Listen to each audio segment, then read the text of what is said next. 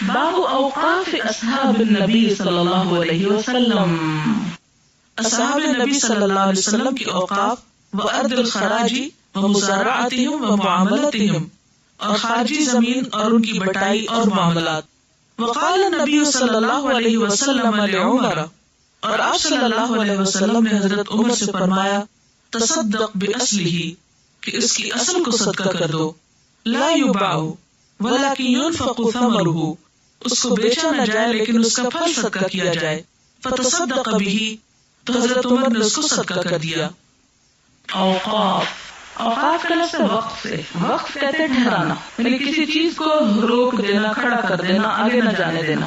کس کے لیے روک دینا؟ اصطلاح میں عام مسلمانوں کے فائدے کے لیے. ایک چیز کو کسی ایک خاص شخص کی ملکیت نہ رہنے دینا، بلکہ وہ ایک اجتماعی ملکیت کی چیز ہو جائے جس سے سب کے سب فائدہ اٹھائیں. اس کی آگے حدیث سے آپ کو بات مزید واضح ہو جائے گی. اس میں آپ دیکھیں کہ سب سے پہلے حضرت عمر رضی اللہ تعالیٰ عنہ کی مثال ملتی ہے. ان کا باغ تھا جس کا نام سمخ تھا، سیمیم غیر.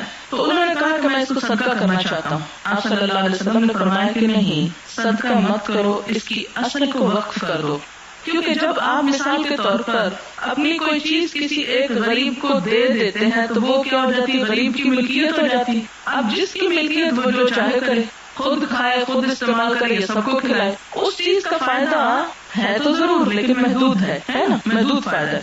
لیکن ایک چیز جو سب کے لیے وقف ہو گئی تو اس میں کیا ہوگا؟ وہ ملکیت کسی کی بھی نہیں ہے، وہ ایک اجتماعی ملکیت ہے جس کا نام وقف ہے. اس سے سارے مسلمان فائدہ اٹھائیں گے. تو ان دونوں صدقات میں، یعنی دینے والے کے لیے بھی یہ بھی صدقہ، وقف بھی صدقہ، دوسرا بھی صدقہ ہے. لیکن زیادہ فائدہ کس میں ہے کہ جس میں زیادہ لوگ فائدہ اٹھائیں. بعض چیزیں ایسی ہوتی ہیں کہ جو آپ کو انفرادی طور پر ہی دینی ہوتی ہیں اور وہ ایک ہی شخص استعمال کر سکتا ہے. مثلا اگر آپ کے پاس ایک روٹی ہے تو آپ اس کو وقف تو نہیں کر سکتے نا، وہ تو ایک دفعہ میں ایک شخص کو کھا لے گا. لیکن اگر آپ کے پاس زمین کا ایک ٹکڑا ہے تو بجائے اس کے کہ آپ کسی ایک شخص کو دے دیں، آپ کیا کر سکتے ہیں کہ اس کو سب مسلمانوں کے لیے وقف کر سکتے ہیں کہ جو بھی آئے. جیسے پہلے زمانے میں سرائے اور اس طرح کی چیزیں بنی ہوئی ہوتی تھی تو وہ بھی وقف ہوتے تھے. وقف املاک، متروکہ املاک، یہ ابھی آپ یہ الفاظ پڑھتے ہوں گے. بعض اوقات یہ ہوتا تھا کہ کسی پراپرٹی کے سارے مالک ہی مر جاتے تھے. اب مثلا خدا نخواستہ اگر کسی علاقے میں ایسی کوئی آفت آئے، زلزلہ آئے، کوئی وبا پھیل جائے کہ جو بھی اس جگہ کے رہنے والے ہیں سارے ہی مر جائیں، اور ان کی زمینیں کس کی ہوں گی، ان کے گھر کس کے ہوں گے؟ ظاہر حکومت اس کے اوپر کنٹرول کر لے گی. اور بعض اوقات ایسی جگہ ہوتی ہے کہ کسی خاندان کے سارے افراد یکسر ختم ہو جاتے ہیں تو وہ جو ان کی ساری پراپرٹی تو وائرس سے ایک بھی نہیں بچا، ایک سنگل بھی نہیں کوئی بچا. ایسی صورت میں حکومت اس کو اپنے کسٹڈی میں لے لیتی. ایسی چیزیں وقف بھی ہو جاتی ہیں کہ وہ چیز پھر سب کی ایک مشترکہ چیز ہو گئی، اور یہ امام الوقت یا جو بھی ہوگا اس کا فیصلہ کرے گا کہ اس کو کس کام میں لایا جائے. تو یہ جو اوقاف تھے یہ نبی صلی اللہ علیہ وسلم کے زمانے ہی سے شروع ہوئے. آپ صلی اللہ علیہ وسلم نے حضرت عمر رضی اللہ تعالیٰ عنہ کو اس باغ کی زمین صدقہ کرنے سے منع کیا، بلکہ کیا کہا کہ اس کی اصل صدقہ کر دے، اس طرح کہ نہ وہ بیچا جا سکے، نہ ہبہ کیا جا سکے، اور نہ وہ ورثہ بن سکے، بلکہ اس کا پھل خیرات کر دو. اس پر حضرت عمر رضی اللہ تعالیٰ عنہ نے کیا کیا کہ اس کو اللہ کے راستے میں جہاد کرنے والوں اور مساکین اور مہمانوں کے لیے وقف کر دیا، اور اس پر متولی مقرر کر دیے جو ان کو لک آفٹر کرے. اب جیسے آپ دیکھیں نا مزاروں کے بھی متولی ہوتے ہیں، تو متولی کا لک آفٹر کرتے ہیں، ان کی پراپرٹی تھوڑی ہوتی ہے، ان کا گھر تھوڑی ہوتا ہے وہ. اسی طرح مساجد وغیرہ بھی آپ دیکھیں، مسجد جو ہوتی ہے وہ کس کی پراپرٹی ہوتی ہے؟ کسی ایک شخص کی پراپرٹی تو نہیں ہوتی بلکہ سب مسلمانوں کی ہے. لیکن اس پر کچھ لوگ متولی ہوتے ہیں. تو تم نے کیا کیا؟ اس کے اوپر متولی مقرر کر دی کہ جو متولی ہو وہ اس میں سے خود بھی کھا سکتا ہے، اپنے رشتے داروں دوستوں کو بھی کھلا سکتا ہے. آپ کو پتا ہے وہ کون تھے متولی ان کے؟ پیچھے پڑھ چکے ہیں آپ، جہاں یہ باب آیا تھا کہ کیا متولی خود کھا سکتا ہے اور دوستوں کو کھلا سکتا ہے اس میں سے. حضرت عبداللہ بن عمر تھے، انہوں نے اپنے بیٹے کو ہی متولی مقرر کیا تھا، اور وہ کیا کرتے تھے کہ معروف کے مطابق خود بھی کھاتے اور مہمانوں اور رشتے داروں اور دوستوں وغیرہ کو بھی اس میں سے کھلا دیا کرتے تھے. تو اس کی اجازت ہے. اور وہ دراصل کیا ہے؟ اس خدمت کا صلہ، ایک طرح سے تنہائی سمجھے. آج کل تو ہر چیز جو کہ حساب کتاب میں ہوتی ہے، کوئی چیز اللہ واسطے کی تو ہے نہیں. کمپیوٹر کا دور ہے اور ہم اب تو ایک کی بھی کائیاں کر کے مزید تقسیم کر کے تقسیم کرنے کے قابل ہو گئے. اس لیے پہلے تو یہ ہوتا تھا نا جب آپ کچھ خریدنے یا بیچنے کے لیے نکلتے تھے تو اگر مثال کے طور پر 97 روپے کی چیز ہے تو عموماً کیا ہوتا تھا، یا دکاندار چھوڑ دیتا تھا یا جو دوسرا فریق ہے وہ چھوڑ دیتا تھا، اچھا چینج نہیں چل رہا ہے 200 ہی لے لو. یا یہ ہے کہ جو دکاندار ہے بعض اوقات وہ کیا کرتا تھا کہ اگر تول رہا ہے، اگر کوئی چیز مثال کے طور پہ تربوز تول رہا ہے تو اس میں سے اگر ایک پاؤ آدھا کلو اگر زائد ہو گئے تو کیا کہتے ہیں اچھا چلو ایسے ہی لے لو. لیکن آج کے دور میں مشینی دور ہے، ہر چیز کٹ بھی جاتی ہے، پیسز میں ہو جاتی ہے، اور اسی طرح چینج بھی بہت ایک پیسہ، اگر پیسہ ہمارے یہاں آ رہا ہے تو کچھ نہیں گیا، لیکن پیسے تک کا بھی اس کا ڈویژن موجود ہے. اس لیے اللہ واسطے کی تو کوئی چیز خدا کے محبت میں تو ہم احسان کرنے کے قابل نہیں رہے، یہ کرنا ہی نہیں چاہتے. تو اس دور میں وقف شروع ہوا اور ان اوقاف میں تمام مسلمانوں کو شریک کیا جاتا تھا. اور اس میں حضرت جابر کہتے ہیں کہ میں نے اپنی زندگی میں جتنے بھی ساتھیوں کو دیکھا، یعنی جتنے بھی صحابہ کرام کو دیکھا، انہوں نے اپنی زندگی میں کچھ نہ کچھ وقف ضرور کیا. یہ صدقہ خیرات اور زکات تو اپنی جگہ تھی، لیکن کچھ نہ کچھ وقف ضرور کیا. صدقہ عام طور پر کیا ہوتا ہے کہ انما الصدقات للفقراء والمساکین، وہ چند ایک مخصوص طبقے کے لیے ہوتا ہے. لیکن جو چیز وقف ہے، مثال کے طور پر مسجد، تو اس میں صرف فقیر تو نہیں نماز پڑھنے جاتے. مثلا بعض اوقات ہوتا ہے ایک شخص کے پاس پراپرٹی کہتا ہے میں مسجد بنوانا چاہتا ہوں، جو وہ مسجد بنا کے دیتا ہے تو وہ مسجد کی جتنی بھی لینڈ ہے، جو بھی زمین ہے، وہ کیا کی جاتی ہے، محکمہ اوقاف کے پاس رجسٹر کرا دی جاتی. اب وہ اس کی آل اولاد کے لیے حرام ہو جاتی، وہ اس میں وراثت میں تقسیم نہیں ہوتی. وہ خدا نہ خاصہ اگر مسجد کبھی بے آباد ہو گئی، کبھی گر گئی، ویران ہو گئی، تو بھی اب یہ نہیں کہ اچھا یہ فلاں کی زمین میں بنی تو فلاں اس کا مالک ہو گیا. وقف پلٹا کے مالک کو دیا نہیں جا سکتا. تو وقف اور عام صدقے میں فرق آپ کو اچھی طرح معلوم ہو گیا ہوگا کہ وقف سے فائدہ سب اٹھا سکتے ہیں، جبکہ صدقات سے صرف جو اس کے مستحق افراد ہوتے ہیں. اور اس زمانے میں جو صحابہ کرام نے وقف کی چیزیں، اس میں گھر بھی تھے، اس میں بڑی بڑی زرعی زمینیں بھی تھیں، جیسے حضرت عمر کی مثال ہے. اور اس کے علاوہ بھی بعض اوقات کوئی شخص اپنی زمین وقف کر دیتا کہ یہاں فی سبیل اللہ پلنے والے گھوڑوں کو چرایا جائے، چراگاہ کے طور پر وقف کر دیتا تھا.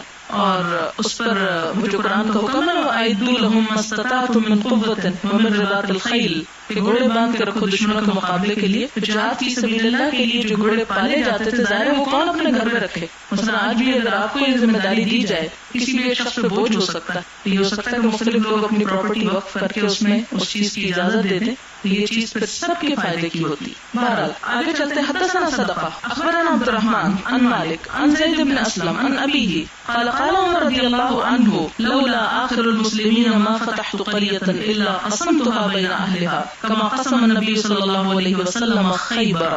حضرت عمر کہتے ہیں لولا آخر المسلمین، اگر بعد والے مسلمانوں کا خوف نہ ہوتا، یعنی آئندہ آنے والے، آخر یعنی آخر میں آنے والے، ما فتحت قریة، تو جو بھی میں فتح کرتا کوئی بستی، الا قسمتها بین اہلها، مگر اس کو ضرور تقسیم کر دیتا اس کے اہل پر، یعنی جنہوں نے اس کو فتح کیا ہوتا. کما قسم النبی صلی اللہ علیہ وسلم خیبر، جس نبی صلی اللہ علیہ وسلم نے خیبر کو تقسیم کیا تھا.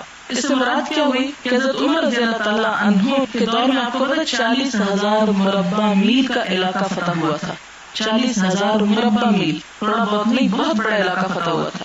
اب یہ جو مثلا حضرت خالد بن ولید کی قیادت میں ایک لشکر ہے اور وہ ایک بڑے علاقے کو فتح کر لیتا ہے، اب وہ ساری زمینیں مسلمانوں کی ملکیت ہوگی نا، مسلمان حکومت کے پاس آ گئی. جو اس کے رہنے والے ہوتے تھے ان کی ملکیت اس پر سے ختم ہو جاتی تھی. اب وہ جو ملکیت ان کی ختم ہوئی تو اب جو نئے مالک ہیں وہ کون ہوں؟ اس میں خیبر کا جب ایسے ہی فتح ہوا تھا تو آپ صلی اللہ علیہ وسلم نے جن لوگوں نے اس میں حصہ لیا تھا ان پر اس کو تقسیم کیا تھا، کچھ اپنے لیے رکھا تھا حصہ. اب آپ دیکھیں کہ حضرت عمر کہتے ہیں کہ میں بھی چاہتا تو یہ ہوں کہ جس طرح حضور صلی اللہ علیہ وسلم نے خیبر تقسیم کر دیا تھا اپنے لشکر پر، میں بھی ان لشکروں پر اس زمین کو تقسیم کرتا چلا جاؤں. لیکن مجھے یہ خیال ہے کہ اب چونکہ یہ جگہ فتح ہوئی ہے تو یہاں پر لوگ مسلمان ہوں گے، جب وہ مسلمان ہوں گے تو پائی پائی کے محتاج ہو جائیں گے، تو پھر کچھ لوگ تو بہت زیادہ زمینوں کو مالک ہو جائیں گے اور باقی لوگوں کے پاس کچھ بھی نہیں ہوگا. تو اس لیے میں یہ تقسیم اس طریقے کے مطابق نہیں کر رہا. ان کا ایک اجتہاد تھا اور اس پر اعتراض نہیں کیا گیا.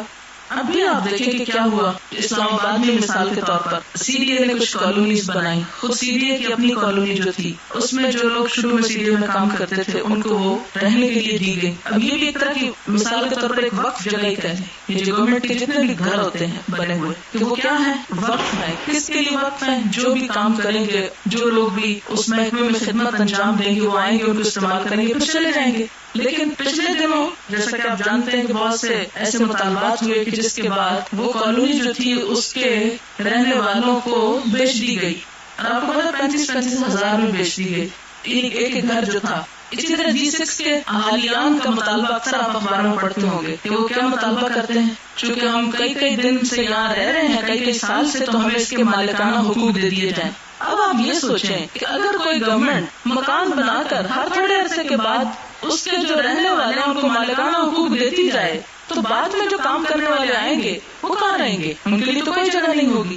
حکومت وقت پھر اپنی ضرورت اور مرضی کے مطابق ڈیسیژن لے سکتی ہے جس میں سب کا مفاد ہو. لیکن ہمارے ہاں عموماً ڈیسیژن اس طرح کے لیے جاتے ہیں کہ جس میں ڈیسیژن میکنگ اتھارٹیز کا اپنا بھی فائدہ ہو. تو وہ جب پھر فائدہ اپنا آ جاتا ہے تو پھر عوام جو ہے وہ مفلس ہو جایا کرتی ہے.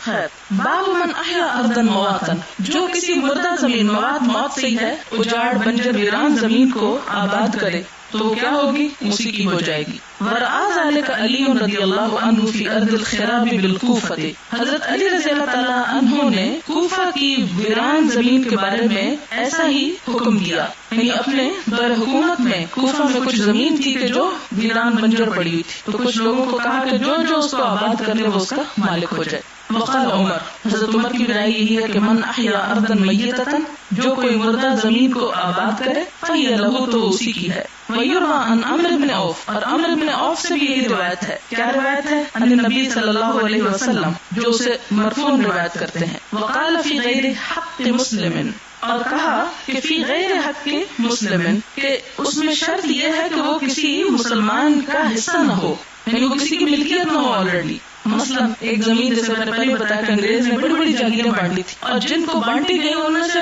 بہت سو کو خود بھی نہیں پتا کہ یہ ان کی زمین ہے، ہزاروں ایکڑ زمین. تو کس کے پاس وقت کہ وہ ساری دیکھتا پھرے اور ان کے کاغذات کہاں ہیں، آباء و اجداد کو، دادا پردادا کو ملی تھی، بعض اوقات وہ بھی نہیں ہوتے، تو بعض اوقات ان کے کاغذات کھو جاتے ہیں، ضائع ہو جاتے ہیں، تو ملکیت ثابت نہیں کر پاتے. تو ایسی صورت میں اگر کوئی زمین ویران بیکار بے آباد پڑی ہے تو اس کو آباد کرنے والے اس پر مالک ہو سکتے ہیں. لیکن اگر کہیں یہ شبہ ہو کہ اس کا مالک زندہ ہے، یہ مالک موجود ہے، تو اس صورت میں وہ اس کا مالک نہیں بن سکتا، یعنی کسی کی ملکیت پر ملکیت نہیں ہو سکتی. جیسے شادی شدہ عورت کو پیغام نہیں بھیجا جا سکتا ہے. ایک مثال سے آپ کو بات جلدی سمجھ میں آ جائے گی. رشتے پہ رشتہ ڈالنا بھی منع کیا گیا ہے، آپ کو معلوم ہے نا. اسی طرح اور محصنات کا نکاح بھی منع کیا گیا ہے، محرمات میں ہے نا. اسی طرح ایسی زمین جو کسی کی ملکیت ہو وہ کسی اور کی ملکیت نہیں ہو سکتی. وَلَيْسَ لِعِرْقٍ ظَالِمٍ فِيهِ حَقٌّ، اور کسی ظالم رگ والے کا بھی زمین میں کوئی حصہ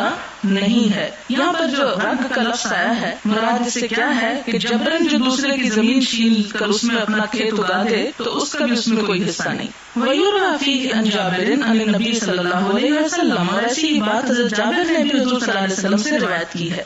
حدثنا یحییٰ بن بکیر حدثنا الليث عن عبید اللہ بن ابی جعفر عن محمد بن عبد الرحمن عن عروة عن عائشة رضی اللہ عنہا عن النبی صلی اللہ علیہ وسلم قال، نبی صلی اللہ علیہ وسلم نے فرمایا، من اعمر ارضا لیست لاحد، جس نے آباد کی کوئی زمین، لیست لاحد جو کسی کی بھی نہیں، کسی کی پراپرٹی نہیں ہے، فہو احق، تو وہ زیادہ حقدار ہے.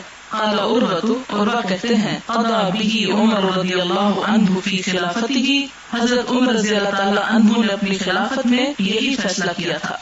باب جس کا نام نہیں ہے، اور اس میں جو حدیث آتی ہے وہ ذوالحلیفہ کی زمین کے بارے میں ہے کہ وہ بھی کسی کی ملکیت نہیں تھی، لیکن کسی کو آباد کرنے کی بھی اجازت نہیں دی گئی، کیونکہ ذوالحلیفہ کیا ہے؟ میقات ہے جس میں بہت سارے لوگ آ کے ٹھہرتے ہیں، اس لیے وہ سب کے اجتماعی فائدے کے لیے رہی. تو مراد یہ ہے کہ خلیفہ وقت کو یہ اختیار پہنچتا ہے کہ وہ لوگوں کو قابض ہونے دے یا نہ ہونے دے.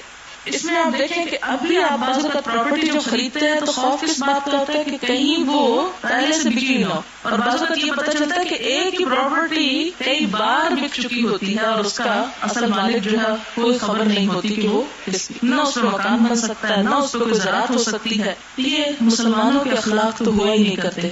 آپ کو یہ حدیث معلوم ہوگی کہ جو شخص صرف ایک بالشت زمین کسی کی ناحق ہتھیا لے، قیامت کے دن اس کے گلے میں 7 زمینوں کا طوق ڈالا جائے گا. صرف ایک بالشت. کہاں یہ کہ انسان دوسروں کی ناجائز طور پر، کچھ دن پہلے لوگ مقرر کر یہ دیکھا کہ کوئی نہیں آتا، پھر آہستہ آہستہ ان کو وہاں بٹھا دیا، ان کو ایک کمرہ ڈال دیا، انہوں نے بیٹھ کے 4 دیواری ڈال لی، اور جب کوئی مالک 4-5 سال کے بعد آیا تو کہا تم کون ہوتے؟ اس کے تو مالک ہم ہیں. اور پھر مقدمے اور کورٹ میں جانا آنا، اور کتنا شدید ظلم و ستم.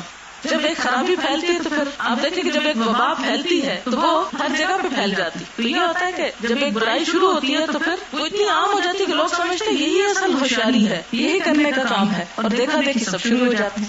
یہ ہے کہ بعض بے آباد زمینیں اگر بے آباد ہے تو یہ سوچ کے ان کو آباد نہیں شروع کر دینا چاہیے کہ یہ کوئی نہیں مالک تو ہم مالک بن جاتے ہیں، کیونکہ حدیث میں نے خود پڑھا ہے کہ جو کسی بے آباد زمین کو آباد کرے اس کا مالک. حضرت عمر کا فتویٰ بھی موجود ہے کہ یہ فتویٰ اس کے لیے کافی نہیں ہوگا. اس صورت میں اسے اللہ تعالیٰ کا علم ہونا چاہیے کہ موجودہ قانون کیا کہتا ہے اور کس حد تک کہاں تک کس کام کے کرنے کی اجازت یا گنجائش ہے. حدثنا قتيبة حدثنا اسماعيل بن جعفر عن موسى بن عقبة عن سالم بن عبد الله بن عمر عن أبي رضي الله عنه أن النبي صلى الله عليه وسلم أري وهو في معرسه بذي الحليفة. نبی صلی اللہ علیہ وسلم کو خواب میں دکھایا گیا. اوریا خواب میں دکھایا گیا. وہ فی معرسه، اور آپ صلی اللہ علیہ وسلم رات کے آخری حصے میں تھے. اور عریس اور یہ سب اس کا روٹ ایک ہی ہے، رات کے آخری حصے میں آرام کرنا جو ہے. بذی الحلیفہ، ذو الحلیفہ میں، فی بطن الوادی، وادی کے نشیب میں، یعنی ذو الحلیفہ کے مقام پر رات کا آخری حصہ آپ کو آیا. ذو الحلیفہ بھی ایک بڑے علاقے کا نام ہے، آج کل اس کو شاید دیر علی کہتے ہیں. تو اس کی ایک وادی جو ہے اس میں آپ صلی اللہ علیہ وسلم تشریف فرما تھے. آپ آرام کر رہے تھے. عموماً کیا ہوتا تھا کہ رات کے ابتدائی حصے میں سفر کیا جاتا تھا اور آخری حصے میں آرام کیا جاتا تھا. تو وہ جو آخری حصے میں آپ آرام کر رہے تھے تو آپ کو خواب دکھایا گیا. اور وہ خواب کیا تھا؟ فقیل لہو، آپ سے کہا گیا انک ببطحاء مبارکۃ، آپ بطحا کی مبارک وادی میں ہیں، یعنی جہاں پر آپ آرام کر رہے تھے اس خطے کو مبارک جگہ بتایا گیا آپ کے لیے. فقال موسیٰ، تو موسیٰ بن عقبہ کہتے ہیں وقد اناخا، اور اونٹ بٹھاتے تھے بنا ہمارے ساتھ سالم. سالم، یہ سالم کون تھے؟ عبداللہ بن عمر کے بیٹے تھے. وہ پیچھے لمبی حدیث میں پڑھ چکے ہیں، ایک بہت طویل حدیث کہ حضرت عبداللہ بن عمر کیا کرتے تھے؟ ہر روز جگہ اونٹ بٹھاتے نماز پڑھتے جہاں حضور صلی اللہ علیہ وسلم کے ساتھ سفر کے دوران انہوں نے نماز پڑھی ہوتی. تو یہ سالم ان کے بیٹے جو تھے وہ بھی باپ کے نقش قدم پر ایسا ہی کرتے. تو سالم جب حدیث بھی روایت کرتے اور ساتھ کیا اس جگہ اونٹ بھی بٹھاتے. الذی کان عبداللہ یلیق بہ، جہاں پر عبداللہ بن عمر جو تھے وہ اونٹ بٹھاتے تھے. یتحرى، تلاش کرتے تھے معرس رسول اللہ صلی اللہ علیہ وسلم، نبی صلی اللہ علیہ وسلم کے اترنے کی جگہ کو آخری رات میں. وهو اسفل من المسجد الذي ببطن الوادی، اور وہ اس مسجد کے نیچے نالے کے نشیب میں تھی. بینہ وبین الطریق وسط من ذالک، جو اس میں اور راستے کے بیچ بیچ میں تھی وہ جگہ. حدثنا اسحاق بن ابراہیم اخبرنا شعیب بن اسحاق عن الاوزاعی قال حدثني يحيى عن اکرمہ عن ابن عباس عن عمر رضی اللہ عنہ عن النبی صلی اللہ علیہ وسلم قال، نبی صلی اللہ علیہ وسلم نے فرمایا اللیلۃ اتانی آت من ربی، کہ آج کی رات ایک آنے والا آیا میرے پاس میرے رب کی طرف سے. وہ بالعقیق، اور آپ عقیق میں تھے، وادی کا نام ہے. اور آنے والے نے کیا کہا؟ ان صلی فی ھذا الوادی، اس جگہ پر نماز پڑھو، المبارک جو برکت والی ہے. وقل عمرۃ فی حجۃ، اور کہو کہ عمرہ حج میں داخل ہو گیا ہے، یعنی حج تمتع کی طرف اشارہ ہے. مراد اس سے کیا ہے؟ مراد اس سے یہ کہ بعض زمینیں جو ہیں برکت والی بھی ہوتی، اور جیسے فلسطین کی زمین کو خاص طور پر اللہ تعالیٰ قرآن پاک میں بار بار کہتے ہیں الذی بارکنا حولہ. اسی طرح مدینہ کو بہت برکت عطا کی. حضور صلی اللہ علیہ وسلم نے مدینہ کے پیمانوں میں برکت کی دعا کی. اور اسی طرح یہ ذوالحلیفہ جو مدینہ سے باہر میقات کا علاقہ ہے اس کو بھی بابرکت علاقہ شمار کیا گیا. اور اسی وجہ سے جب وہاں پر ہم احرام پہنتے ہیں تو نفل بھی پڑھتے ہیں، اور آج کل وہاں ایک بہت بڑی خوبصورت مسجد بھی موجود ہے. باب اذا قال رب الارض اقرك ما اقرك الله ولم يذكر اجلا معلوما فهما على تراضيهما. اذا قال، جب کہے، رب الارض، زمین کا مالک، یعنی جب کوئی زمین کا مالک کہے اقرک، میں تمہیں قرار بخشتا ہوں، یعنی تمہیں رکھتا ہوں، مراد یہ ہے. ما اقرک اللہ، جب تک اللہ تجھ کو رکھے. ولم یذکر اجلا معلوما، اور کوئی معلوم مدت نہ مقرر کرے کہ کتنے سال کے لیے. مثلا کوئی شخص کسی کو اپنی زمین پر کام کرنے کے لیے کہے اور ایک جنرل سی بات کرے، پیریڈ کا تعین نہ کرے، تو ایسی صورت میں کیا اس کی اجازت ہے؟ تو کہا گیا ہاں، فہما علی تراضیہما، تو وہ دونوں کی باہم رضامندی پر منحصر ہے. مثلا آپ کسی کو اپنے گھر میں نوکر رکھ لیتے ہیں، تو آپ دیکھیں جیسے عام طور پر ہمارے یہاں کام کرنے والی آتی ہیں جاتی ہیں، تو اس میں آپ ان سے کوئی کانٹریکٹ تو سائن نہیں کرواتے، کراتے ہیں 1 سال تک ضرور سرو کرنا ہوگا یا 2 سال تک. کیا ہوتا ہے؟ کام کرنا ہے اتنے پیسے پہ، ہاں اتنے پیسے پہ، لیکن ٹائم پیریڈ طے نہیں ہوتا. تو یہی بات ہے کہ اگر کوئی پیریڈ طے نہیں کرتا تو وہ گناہ گار نہیں، یعنی آپ میں سے کوئی گناہ گار نہیں اس وجہ سے کہ آپ نے کسی کو کام پہ رکھا اور اس کے ساتھ یہ نہ طے کیا کہ 6 مہینے یا سال، بس صرف اتنا طے کیا کہ مہینے کا تمہیں اتنا دیا جائے گا، تو اس کی اجازت ہے. تو دونوں اپنی رضامندی پر ہیں. رکھنے والا بھی جب اسے چاہے نکال دے اور کام کرنے والا بھی جب چاہے چھوڑ کر جانا جا سکتا ہے. دونوں میں سے کوئی بھی گناہگار نہیں ہوگا. حدثنا احمد بن المقدام حدثنا فضيل بن سليمان حدثنا موسى اخبرنا نافع عن ابن عمر رضي الله عنهما قال كان رسول الله صلى الله عليه وسلم. وقال عبد الرزاق اخبرنا ابن جريج قال حدثني موسى بن عقبة عن نافع عن ابن عمر ان عمر بن الخطاب رضي الله عنه کہ حضرت عمر بن خطاب رضی اللہ تعالی عنہ نے اجل الیہود والنصارى جلاوطن کر دیا یہود و نصارہ کو من ارض الحجاز حجاز کی زمین سے. وکان رسول اللہ صلی اللہ علیہ وسلم اور نبی صلی اللہ علیہ وسلم نے لما ظہر علی خیبر جب غلبہ پایا خیبر پر اراد اخراج الیہود منہا تو ارادہ فرمایا یہودیوں کو وہاں سے نکال دینے کا. اور حضرت عمر نے اسی چیز کو وجہ بنا کر انہیں نکالا تھا کیونکہ آپ نے بھی پہلی دفعہ نکالنے ہی کا ارادہ کیا تھا. وكانت الارض حين ظهر عليها لله ولرسوله صلی اللہ علیہ وسلم اور جب آپ صلی اللہ علیہ وسلم کا اس زمین پر غلبہ ہوا یا فتح ہوئی یا قبضہ ہوا تو وہ زمین اب یہود کی نہ رہی. کس کی ہو گئی؟ اللہ اور اس کے رسول صلی اللہ علیہ وسلم کی. وللمسلمین اور مسلمانوں کی. واراد اخراج الیہود اس لیے آپ نے یہود کو وہاں سے جلاوطن کرنے کا ارادہ کیا. منہا اس زمین سے یعنی خیبر سے. فسألت الیہود تو یہود نے سوال کیا حضور صلی اللہ علیہ وسلم سے لیقرہم بہا کہ وہ ان کو وہاں رہنے دیں ان اس شرط پر کہ یکفو عملہا ولہم نصف الثمر کہ وہ اس کے اوپر کام کریں گے اس کے کام میں مدد دیں گے. کس پر؟ اس زمین کے یعنی جن زمینوں پر وہ پہلے کھیتی باڑی کرتے تھے وہ کرتے رہیں گے. ولہم نصف الثمر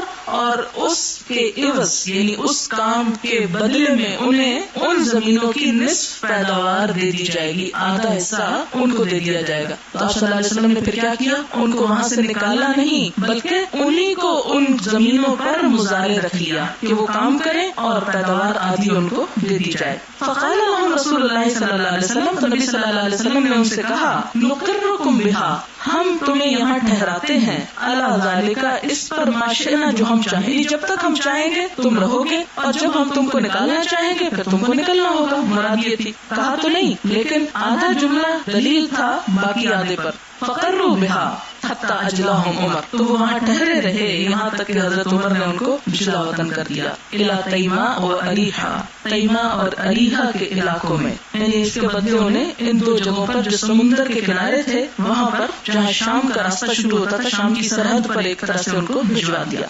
باب ما كان اصحاب النبي صلی اللہ علیہ وسلم يواسي بعضهم بعضا في الزراعة والثمرة کہ نبی صلی اللہ علیہ وسلم کے جو ساتھی تھے وہ کیا کرتے تھے؟ یواسی بعضهم بعضا وہ ایک دوسرے سے ہمدردی کیا کرتے تھے. مواسات ہوتا ہمدردی کرنا. کس میں؟ فی الزراعت زراعت میں والثمرۃ اور پھل میں. اور ہمدردی کیا ہے؟ دو طرح کی ہمدردی.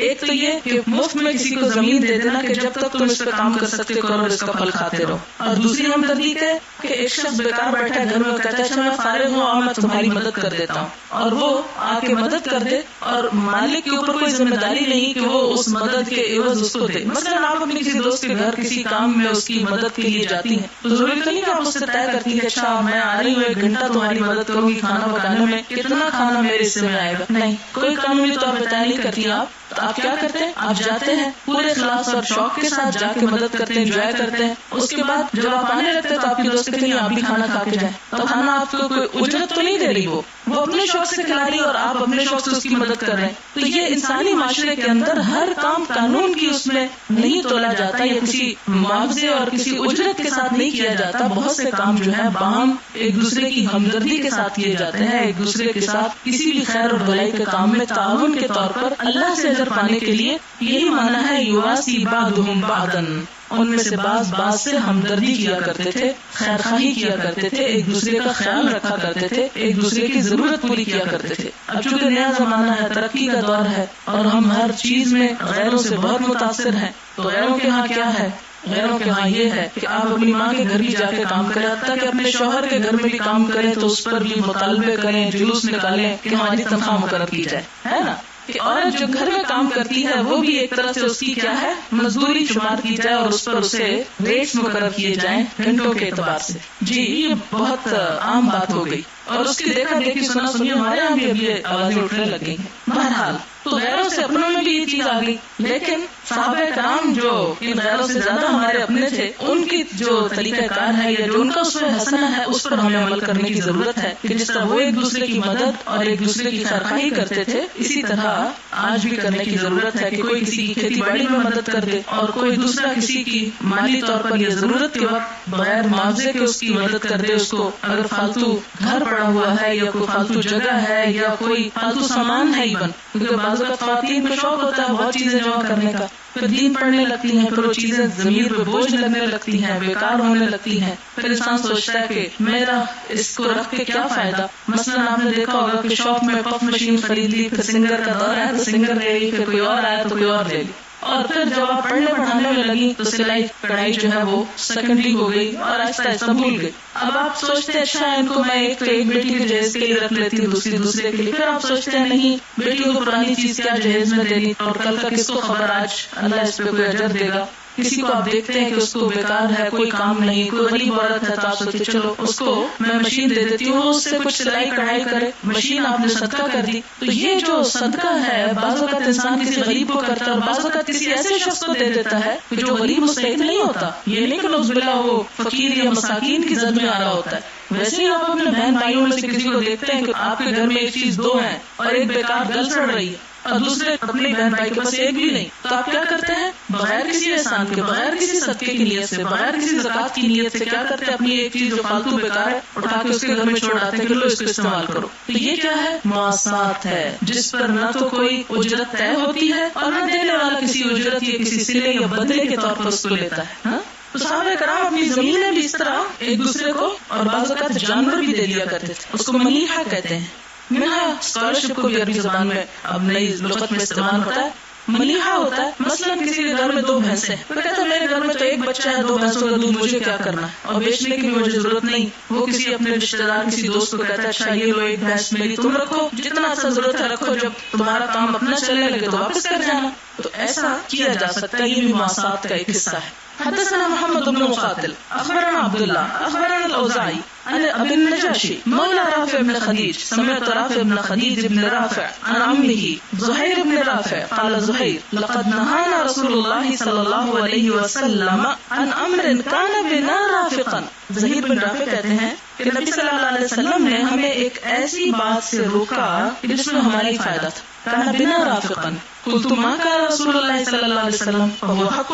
میں نے کہا کہ جو نبی صلی اللہ علیہ وسلم نے فرمایا تو بالکل سچ، فائدہ تھا یا نہیں؟ جو کچھ انہوں نے کہہ دیا بس کہہ دیا. یہی ایمان ہوتا ہے. اس حجت میں نہیں پڑے کہ اچھا فلانی حدیث میں اس چیز سے منع کیا گیا یا فلاں بات جو دین میں یہ سختی کی گئی یہ کچھ مناسب معلوم نہیں ہوتی. یہ ایمان کی منافی بات ہے. جب یہ پتہ چلے چاہے ہماری عقل میں سمائے یا نہ، ہمارے دل کو لگے یا نہ، منع کیا گیا آمنا صدق، ہم اس کو مانتے ہیں. تو اس لیے وہ جواب میں کہتے ہیں جو انہوں نے کہا فہو حق، تو سچ وہی ہے، حق وہی ہے. قال دعانی رسول اللہ صلی اللہ علیہ وسلم، کہ نبی صلی اللہ علیہ وسلم نے مجھے بلایا. قال پھر پوچھا ما تصنعون بمحاقلکم، تم اپنے کھیتوں کے ساتھ کیا کیا کرتے ہو؟ اتنی جو زمینیں ہیں کیا کرتے ہو؟ قلت نؤجرها على الربيع، میں نے کہا کہ ہم ان کو اجرت پر دیتے ہیں، کرائے پہ دیتے ہیں، چوتھائی پیداوار پر. ربیع چوتھائی پیداوار. وعلى الاوسق من التمر والشعير، اور بعض اوقات کیا کرتے ہیں کہ چند وسق کھجور اور اناج پر دے دیتے ہیں. قال لا تفعلوا، فرمایا ایسا مت کرو. ازرعوها، اسے کاشت کرو، او ازرعوها، یا کاشت کرواؤ، امسکوها، یا اسے روکے رکھو، یعنی خالی پڑا رہنے دو. قال رافع کہتے ہیں قلت، میں نے کہا سمعا وطاعتا، میں نے سنا اور اطاعت کی. اب آپ دیکھیں کہ اس حدیث سے تو بٹائی کی بالکل ممانعت ہوتی، اسی وجہ سے علماء کے درمیان اختلاف. لیکن اس کی تعویل کیا کی جاتی ہے کہ آپ صلی اللہ علیہ وسلم نے جس بٹائی سے منع کیا وہ مشروط بٹائی تھی، کہ اس میں وہ چند حصے زمین کے مخصوص کر لیتے تھے کہ جس میں کیا آتا تھا کہ مثلا جیسے پیچھے بھی آتا نا کہ زمین کا ایسا کرایہ ٹھہراتے تھے کہ جو پانی کی نالیوں پر پیداوار ہو وہ زمین والا اور باقی جو ہے محنت والا. اس میں کیا محنت کرنے والے کا حق مارے جانے کا اندیشہ تھا، اس لیے آپ نے ایسی بٹائی سے منع کر دیا. اچھا یہ جو بات ہے نا مواسات، اس کی دلیل یہاں سے نکل رہی ہے ازرعوها، خود اگاؤ، او ازرعوها، یا اگواؤ. ٹھیک ہے، یعنی یا اگواؤ مراد کیا ہے؟ کسی کو دے دو اگانے کے لیے، یعنی ویسے ہی دے دو، یعنی اس پر کرایہ مت لو، یہ مراد تھی.